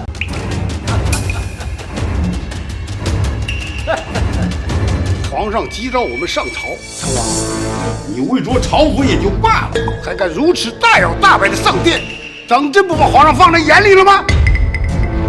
那又怎样？萧克一个黄毛小儿，值得被我放在眼里吗？你竟敢说出如此大逆不道之言，当真是狼子野心啊！对，我就是狼子野心。自从先皇死的时候，我就筹谋已久，要做这天下的主人。萧克，他一个废物，若不是有先皇和太后的旨意，他担得起这大逆江山吗？皇上，乃先皇正统，虽生性贪玩，但胜在心灵纯良。成王，你怎可如此放肆？得了吧，江显，我早就看不惯你身在高位，满口的仁义道德，其实还不是为了你江家筹谋。不然你会把自己的孙女嫁给萧克来巩固你江家的地位吗？一派胡言！我是不是胡说，你心里清楚。毕竟坏人又不会把坏字写在自己头上。我劝你也别辅佐萧克这个昏了头的小皇帝了。萧家谁来做皇帝，都比他要好。当着满朝文武的面，竟说出这么大逆不道之言，你要造反吗，成王？反正萧克也死了，我就是反了又如何？诸位，自从萧克登基以来，从来没有做过一件正经事不说，还惹得大臣和百姓怨声载道。他还有什么资格再坐在那个位置上？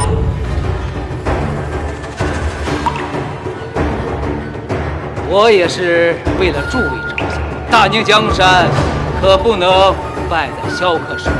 那我们以后还有如何脸面去面对先皇和太后？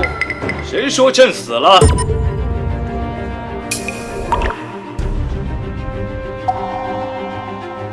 你为何还没死？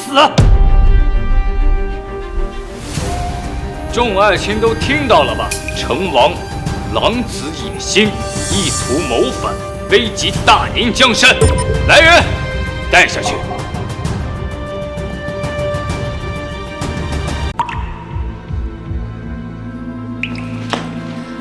公主，皇上那边已经带人将成王拘在大殿了，成王这下只能伏法。成王他那么狡猾老辣，绝对不可能如此轻易就被拿下。你这样，本公主写一封信，你找人交到裴将军手上。裴将军，传闻他常年驻扎在城池边落，防御外敌，骁勇善战，从未吃过败仗。公主何时认识的裴将军？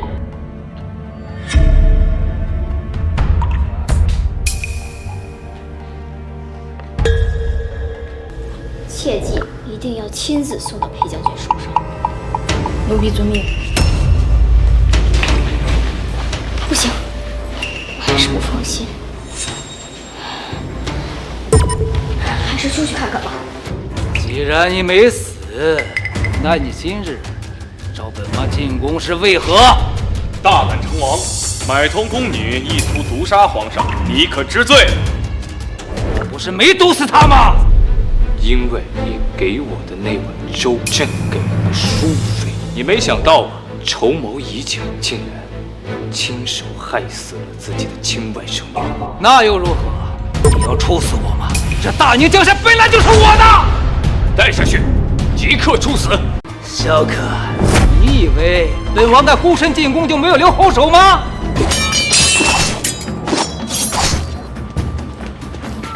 禀皇上，养心殿周围已经被禁军给层层围住了。萧可，你输了。你早就送满了禁军首领，从很早以前就开始筹划这盘棋了。对呀，相爷，不然你以为先皇和太后是怎么没的？这宫内处处都是我的人，你们一个也跑不了。好一个皇叔啊，可真是朕的好皇叔，朕早就应该杀了你。这还不是你逼的？我们本不用兵戎相见，我劝你玩了这么久，就是想让你被大臣和百姓们罢黜。可是你非要与我作对，突然有了脑子，本王自是留不得你。我看谁敢动我父皇！宁儿，父皇，又是你这个臭丫头，就是你多次坏我的好事。皇叔父稍安勿躁，你这么大把年纪了，还生这么多气，容易不得善终啊！你看看，这不就有前兆了？不知道为什么，这小公主总给我一种太后的感觉。不过孙女相中也很正常。你别得意，等会儿禁军杀进来，我第一个拿你来祭亲。哦，是吗？你都没注意到外边已经没有声音了吗？你这是什么意思？其实啊，我父皇早就注意到了你留了后手，所以特地做了点小准备，请裴将军进京救驾。你的人现在恐怕已经被控制了。他这个脓包，哈哈，你真是不逗我笑。他要是有脑子，会这么多年看不出来我的野心。他是在骂朕没脑子吗？公公，你说的都是真的，裴将军真的来。公公，你说的都是真的，裴将军真的来了。若真的是裴将军，那我们就有救了。是啊，裴将军自先皇登基后便自请调离去戍守城池，10几年来未曾回过京城，但是屡屡为我大宁击退强敌，是我大宁人人敬仰的战神呐！永宁，你还是什么话都敢说。他这般昏庸，裴将军早已是心里不满，他怎么可能会回来救他？况且裴将军从驻地回来，最快也要3个时辰。你现在乖乖伏诛，或许父王还会看在你们同族亲情的份上，给你留个全尸。你别动永宁！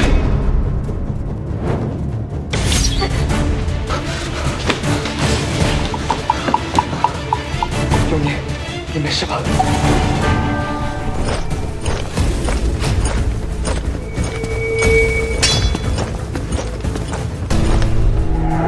臣救驾来迟，还请皇上恕罪。无妨，裴将军来的正好。这小姑娘的神情怎么这么像青青呢？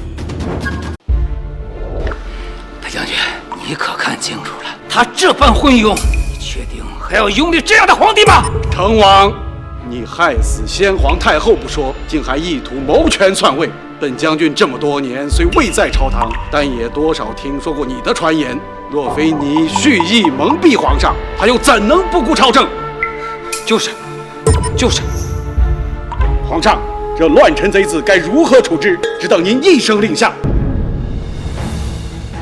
成王祸乱朝纲，蓄意谋反，带下去，立刻处死！带下去。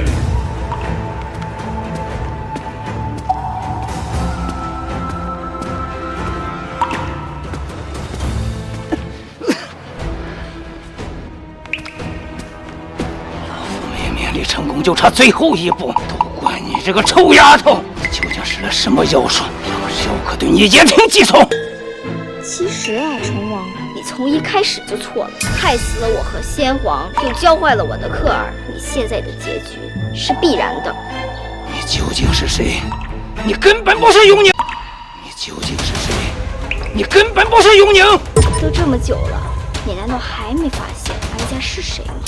自称哀家，你是太后？原来是这样，我明白了，怪不得小可会对你言听计从。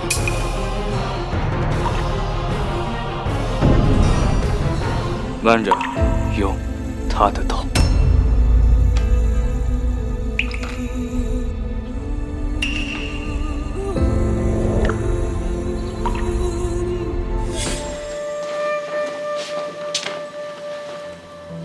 禀公主，裴将军求见。该见的人终究还是要见的，让他进来吧。是。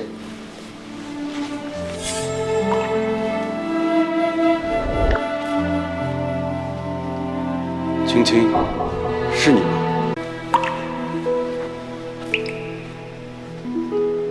青青，是你吗？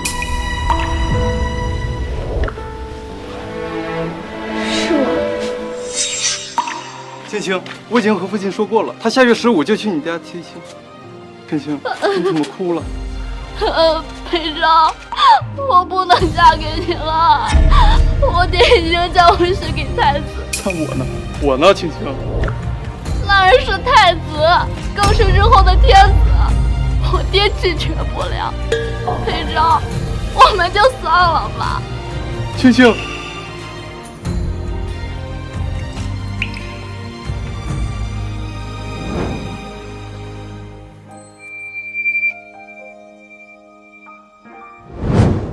青青，既然我们注定无缘，那你我此生不复相见。我会自请出关戍守，只愿你在宫里一切平安。臣裴昭见过太后娘娘。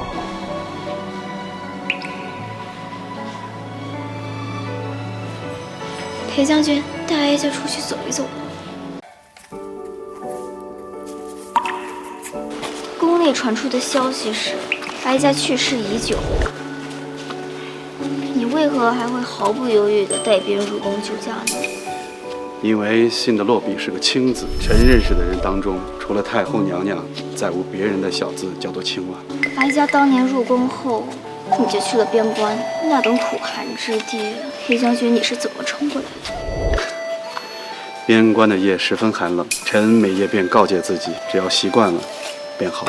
人这一辈子一直都在习惯，习惯寒冷，习惯深宫，遇到难以承受的痛苦，都会笑着对别人说：“习惯了就好。”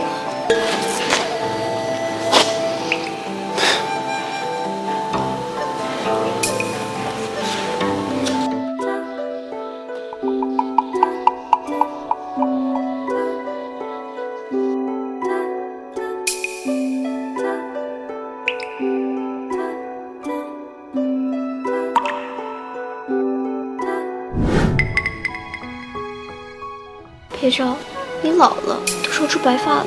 10几年过去了，臣当然会变老。倒是娘娘现在年少，还有很漫长的未来。也是，不过现在朝堂有将相和裴将军盯着，后宫有乖儿媳整顿，哀家也难得落得个清闲。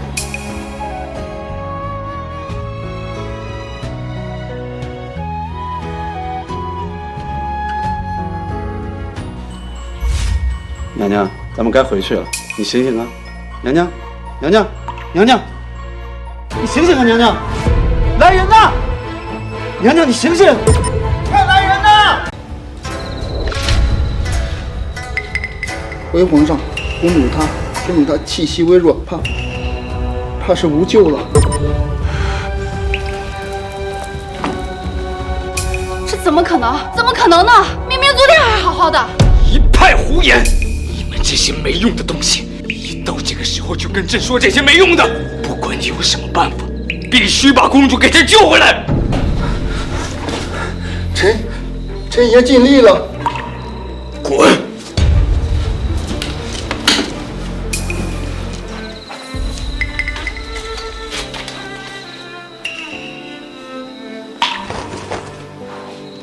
母后，你醒来看看我，儿子正在慢慢变好。您还没有看到我成为一代明君吗？您这样，儿子该怎么办？皇上，不要太过伤心。许是娘娘太累了，还想再睡一会儿。对，你说的对。母后之前就是这个样子的。母后一定太累了，母后一定是太累了。皇上，不好了！龙溪发生战乱，灾情难以控制，大臣们在紫宸殿等着您过去决策呢。